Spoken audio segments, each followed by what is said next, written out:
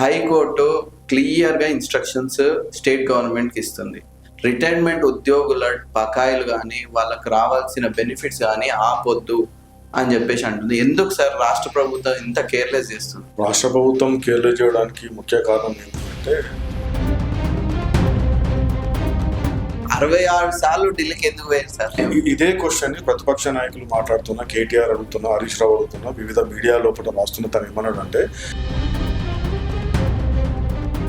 తెలంగాణ వాళ్ళకి పవర్ ఉండదు, మొత్తం ఢిల్లీ వాళ్ళ పవరే ఉంటది అంటే దీని అర్థం అదేనా అనుకోవచ్చా? ఖచ్చితంగా అంటే నేను అనేది ఓన్లీ కాంగ్రెస్ పార్టీనే కాదు, నేషనల్ పార్టీస్ రేపు బీజేపీ అధికారంలోకి వచ్చిన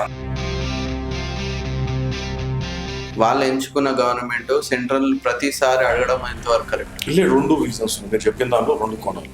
ఒకటి, పూర్తిగా పవర్ సెంటర్ లాగా ఉంటే వేరే పథకాలన్నీ అమలు చేయడానికి డబ్బులు ఉన్నాయి, రిటైర్మెంట్ ఉద్యోగులకు ఇవ్వడానికి డబ్బులు లేవు.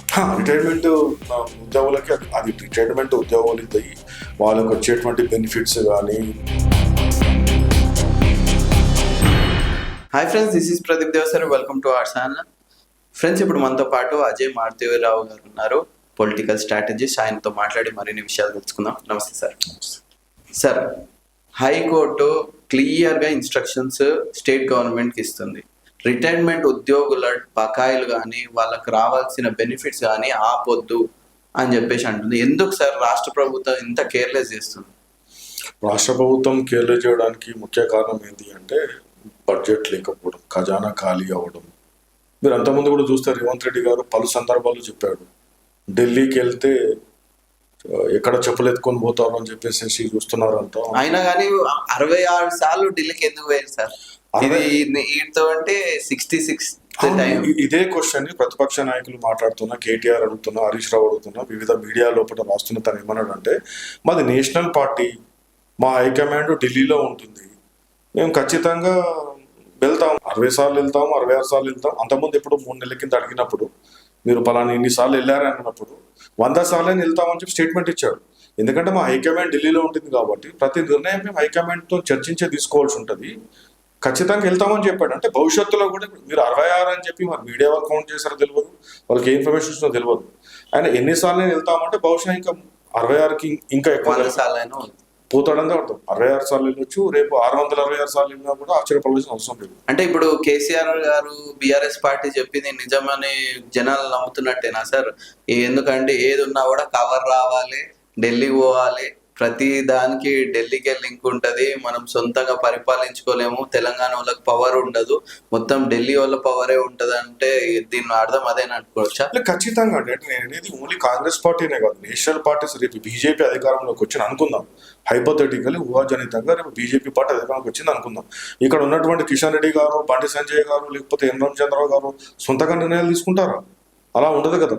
ఎన్నికల మేనిఫెస్టోలో కొన్ని అంశాలు వాళ్ళంతా వాళ్ళు పెట్టినా కూడా ప్రతి నిర్ణయాన్ని ఖచ్చితంగా క్యాబినెట్ మార్పులు కూర్పుల్లో కానీ, వేరే కాంట్రవర్షియల్ డిసిషన్స్ దాంట్లో కానీ, ప్రతి దాంట్లో కూడా ఖచ్చితంగా కూడా నేషనల్ పార్టీని సంప్రదించాల్సి ఉంటుంది కదా. ఇది ఓన్లీ తెలంగాణకు ఒక్కదానికే పరిమితం కాలేదు, కాంగ్రెస్ బీజేపీ పాలిత రాష్ట్రంలో ప్రతి రాష్ట్రంలో జరిగేది అంతే ఇది. కానీ ఇండివిజువల్ గా పవర్ ఉండాలి కదా సార్ స్టేట్ కి. వాళ్ళు ఎంచుకున్న గవర్నమెంట్ సెంట్రల్ ప్రతిసారి అడగడం ఎంతవరకు కరెక్ట్? ఇలా రెండు రీజన్స్ మీరు చెప్పిన దాంట్లో రెండు కోణాలు. ఒకటి, పూర్తిగా పవర్ సెంటర్ లాగా ఉంటే వాళ్ళు ఒక మొనార్క్ లాగా, నియంత లాగా నిర్ణయాలు తీసుకోవడం ఉంటుంది. దాంట్లో మంచి నిర్ణయాలు తీసుకుంటే పర్వాలేదు, బట్ వాళ్ళు ఏదైనా ప్రజల జీవితాల్లో వాళ్ళు ఇబ్బందులు పెట్టేటువంటి నిర్ణయాలు తీసుకున్నారు అనుకోండి కీలకమైనటువంటి అంశాలపైన, అప్పుడు ఖచ్చితంగా పార్టీ ఇమేజ్ కూడా పోతుంది కదా. రెండు ఉంది, అంటే పవర్ సెంటర్గా ఉండి ఇక్కడ డిసిషన్ మేకింగ్ జరిగితే వెల్ అండ్ గుడ్, అంటే టైం ల్యాబ్స్ ఆ గ్యాప్ అనేటువంటిది మనకు మినిమైజ్ అవుతుంది. ప్రజలకు కూడా ఏముంటుందంటే తొందరగా నిర్ణయాలు తీసుకుంటే ఏదైనా కానివ్వండి, అంటే మీరు స్కీమ్స్ కానివ్వండి, విధానపై నిర్ణయాలు కానివ్వండి, క్యాబినెట్ కానీ ఏదైనా కానివ్వండి, అందులో రెండు ఉన్నాయి. అంటే మీకు మోనార్క్గా నియంతగా డిసిషన్ తీసుకుంటే ఇప్పుడు రేపు ఎవరైనా అర్హులైన వాళ్ళు మినిస్ట్రీలో సామాజిక సమీకరణలో భాగంగా వాళ్ళకి అవకాశం దొరకకపోతే నష్టపోతారు కదా. లేదు ఫలాని కొన్ని ఇంపార్టెంట్ ఒక పాలసీ డిసిషన్స్ ఉంటారు, ఏకపక్షంగా సీఎం కానీ క్యాబినెట్ కానీ తీసుకుంటే ఆ నిర్ణయం వల్ల పార్టీకి చాలా డ్యామేజ్ అవుతుంది అనుకున్నప్పుడు అప్పుడు ఇబ్బంది అయ్యేటువంటి పరిస్థితి ఉంటుంది కదా. అంటే 2 sides ఆఫ్ ది కాయిన్. అయితే ఇప్పుడు వేరే పథకాలన్నీ అమలు చేయడానికి డబ్బులు ఉన్నాయి, రిటైర్మెంట్ ఉద్యోగులకు ఇవ్వడానికి డబ్బులు లేవా? రిటైర్మెంట్ ఉద్యోగులకి అది రిటైర్మెంట్ ఉద్యోగులు ఇద్దయి వాళ్ళకి వచ్చేటువంటి బెనిఫిట్స్ కానీ పిఎఫ్ కానీ ఇతర ఏ ఎంటైటిల్మెంట్స్ ఇంక్లూడింగ్ పెన్షన్ అంతా కూడా అది వాళ్ళ రైట్ అండి. అది ఉద్యోగిగా వాళ్ళు చేస్తున్నారు కాబట్టి వాళ్ళకి ఖచ్చితంగా వాళ్ళకి సర్టన్ పర్సంటేజ్ వాళ్ళకి సర్వీస్ నుంచి కట్ అవుతుంది కాబట్టి ప్రావిడెంట్ ఫండ్ కానీ వేరే ఇతరటువంటి కూడా వాళ్ళకి ఖచ్చితంగా వాళ్ళు చెల్లించాల్సిన అవసరం ఉంది. అంటే ఈ సిచ్యువేషన్ ఓన్లీ ఇప్పుడే వచ్చిందని నేను అనుకోవట్లేదు. కాంగ్రెస్ గవర్నమెంట్ మనకి ఎక్కువ కనబడుతుంది. కేసీఆర్ గవర్నమెంట్లో కూడా ఫస్ట్కి జీతాలు ఇచ్చే పరిస్థితి లేకుండే. అప్పుడు రేవంత్ రెడ్డి గారు వచ్చిన తర్వాత చాలా గర్వంగా ఏం చెప్పాడు, నేను 1వ తారీఖు రోజు నేను జీతాలు ఇస్తున్నాను చెప్పాడు.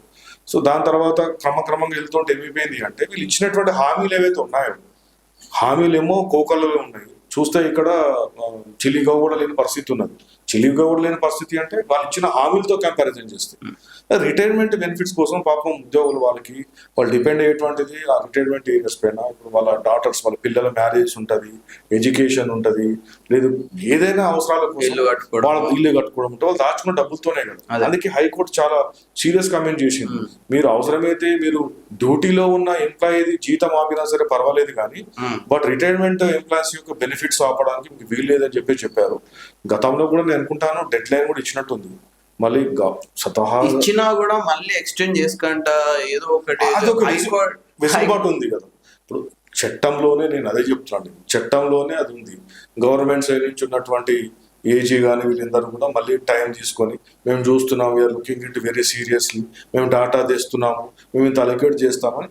అంటే హైకోర్టు ఎట్లా ఉంటుందంటండి ఫంక్షనింగ్ నిజంగా చెప్తే కొన్నిసార్లు అంటే ఐ డోంట్ నో, అంటే with due respects to the judiciary వాళ్ళు చేసేటువంటి అంటే ఈ జడ్జిమెంట్ ఇచ్చినప్పుడు కంటెంప్ట్ ఆఫ్ కోర్టు పరిధిలోకి చాలా మంది IAS officers government chief secretaries వచ్చినా కూడా వాళ్ళకి నేను చూసి ఎవరిని కూడా ఫైన్ చేసిన సందర్భం కానీ జైలు పంపించిన ఒక రోజైనా కనీసం హాఫ్ డే అయినా 1 hour అయినా పంపిస్తే ఆ భయం ఉండేది ఖచ్చితంగా. అంటే జ్యుడిషియరీ సిస్టమ్ లో కూడా కలెక్టర్ లా కంటే పెద్ద కాదు కదా, ఇస్లామో లా కదా, కానీ ఏదో రాగానే ఒక 2-3 ఘాటుగా వ్యాఖ్యలు చేసి నెక్స్ట్ టైం మళ్ళీ రిపీట్ చేస్తే బాగుండదని చెప్పడం, లేదు వచ్చేటువంటి అడ్వకేట్ జనరల్ కానీ చీఫ్ సెక్రటరీ కానీ ఏదో సంజాయిషి చెప్పడం, మందలిస్తున్నారు కానీ పనిష్మెంట్ లేదు.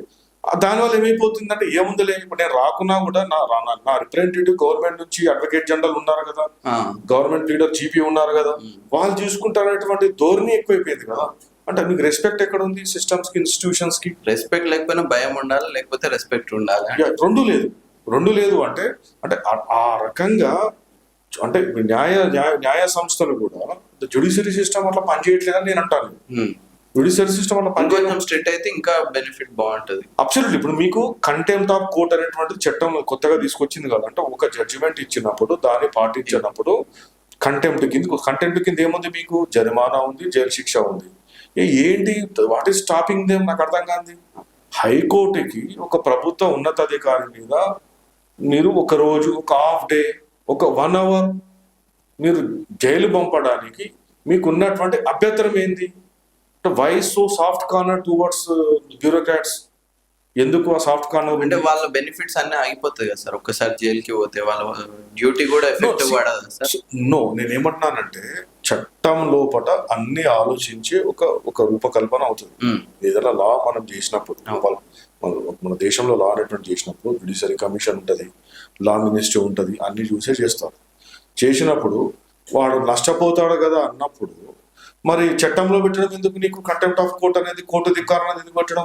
కోర్టు ధిక్కారణ కింద అరెస్ట్ చేసి అని చెప్పడం అంటే నేను చూసి నాకైతే తెలియదు. మరి ఇన్సిడెంట్స్ ఒక జరిమానా వేసింది కూడా 1 or 2 cases లో ఉన్నట్టుంది, జైలుకి పంపించింది అయితే లేనే లేదు.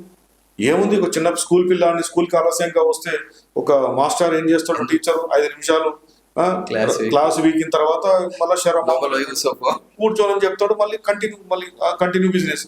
అట్లా అయిపోయింది. Okay, thank you sir.